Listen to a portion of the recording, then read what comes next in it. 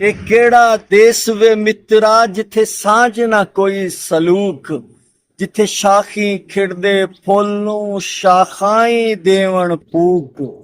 ਜਿੱਥੇ ਬੁੱਲੀਆਂ ਹਾਸੇ ਪੁੱਲੀਆਂ ਤੇ ਸੀਨਿਓ ਉੱਠਦੀ ਹੂਕ,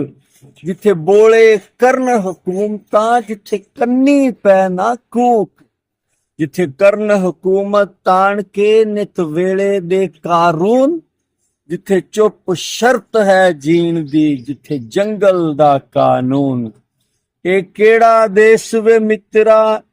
ਜਿੱਥੇ ਜਜ਼ਬੇ ਚੂਰੋ ਚੂਰ, ਜਿੱਥੇ ਗਲ ਗਲ ਤੇ ਪਾਬੰਦੀਆਂ ਜਿੱਥੇ ਹਰ ਬੰਦਾ ਮਜਬੂਰ, ਜਿੱਥੇ ਗਲ ਗਲ ਤੇ ਪਾਬੰਦੀਆਂ ਜਿੱਥੇ ਹਰ ਬੰਦਾ ਮਜਬੂਰ, ਜਿੱਥੇ ਕਿਧਰੇ ਨੇਰੋ ਨੇਰ ਹੈ ਤੇ ਕਿਧਰੇ ਨੂਰੋ ਨੂਰ, ਜਿੱਥੇ ਕਿਧਰੇ ਨੇਰੋ ਨੇਰ ਹੈ ਤੇ ਕਿਧਰੇ ਨੂਰੋ ਨੂਰ, ਜਿੱਥੇ ਵਾਹ ਭਰੂੰਦੀ ਫਿਰ ਰਹੀ ਹੈ ਲਗਰਾਂ ਉਤੋਂ ਬੋਰ,